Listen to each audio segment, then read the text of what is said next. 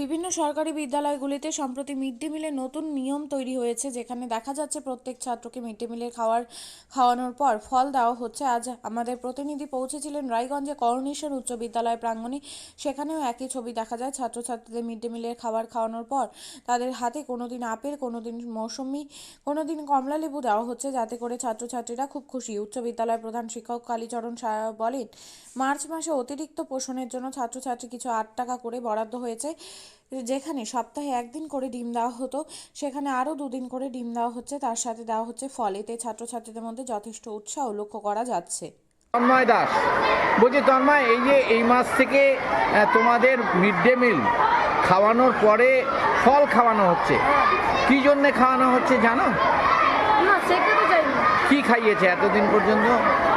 কমলা লেবু খাওয়াইছে, আজকে আবার মৌসুম্বি খাওয়াবে। 2 দিন ধরে ডিম খাওয়াচ্ছে, চিকেন খাইয়েছে। তো কেমন লাগছে নিজেদের? ভালোই। ভালো লাগছে নিজের।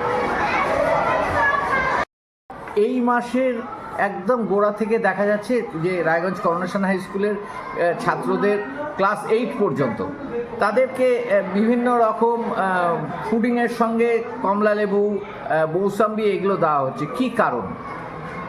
এটা মার্চ মাস অতিরিক্ত পোষণ হিসাবে আর কি, এক্সট্রা অ্যাডিশনাল নিউট্রিশন বা পিএম পোষণের যেটা, সেটা অতিরিক্ত 8 টাকা করে বরাদ্দ করেছে আমাদের মিড ডে মিল দপ্তর।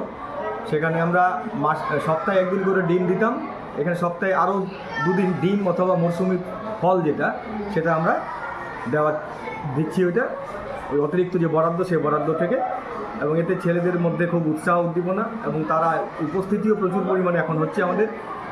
এটা খুব মহৎ উদ্যোগ, যেটা এই মহৎ উদ্যোগের ফল ছাত্ররা যেমন নিচ্ছে, আর তাদের উৎসাহ উদ্দীপনার মধ্য দিয়ে ছাত্র সংখ্যা উপস্থিতিটাও বাড়ছে, আগ্রহটা বাড়ছে। অতিরিক্ত পুষ্টির দরকার ছাত্রদের, সেদিক ভাবনা চিন্তা করে সরকার এই ব্যবস্থাটা করেছে।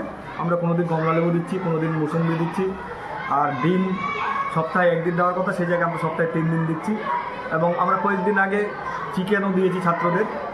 আমরা ওদের পুষ্টি যাতে কোনো রকম ঘাটতি না হয়, আমরা ওদের শারীরিক এবং মানসিক বিকাশে সরকারের যে উদ্যোগ, এই উদ্যোগটাকে যথাযথভাবে আমরা পালন করছি। সরকারের যে নির্ধারিত ওদের জন্য যে ব্যয়, সেটা তাদের জন্যই আমরা করছি, যাতে করে তারাও অতিরিক্ত পুষ্টি পেয়ে আরও একটু মনোনিবেশ করতে পারে, শারীরিক এবং মানসিক বিকাশ তাদের সুষ্ঠুভাবে ঘটে। সেদিকে সরকারের সদিচ্ছাটাকে আমরাও আমাদের মাধ্যমে বাস্তবায়িত করার চেষ্টা করছি। আপনিও কি মুরগি প্রতিপালন করে আর্থিক লাভের মুখ দেখতে চান? হরেক রকম প্রজাতির মুরগির শাবক লালন পালন করে বিক্রয় করে লাভবান হতে পারবেন খুব সহজেই। তাহলে আর চিন্তা নেই, আপনার জন্য প্রচেষ্টা নিয়ে এসেছে সেই সুযোগ। একই ফার্মে হরেক রকম প্রজাতির মুরগি পেয়ে যাবেন এখানে রয়েছে করকনাথ মুরগি, এছাড়াও আছে গিনি, ফ্রিগেল, টার্কি দেশি, এছাড়াও কোয়েল মুরগির শাবক। পাইকারি এবং খুচরো বিক্রয় করা হয়। যারা মুরগি পালন করে লাভবান হতে চান, তাদের সকলকে আহ্বান জানাই আমরা। আজই চলে আসুন আমাদের প্রতিষ্ঠানে। আমাদের ঠিকানা মহারাজাহাট, রায়গঞ্জ, উত্তর দিনাজপুর। মোবাইল নম্বর 8250428960, 8145717292, 9907063902। শিক্ষাই জাতির মেরুদণ্ড।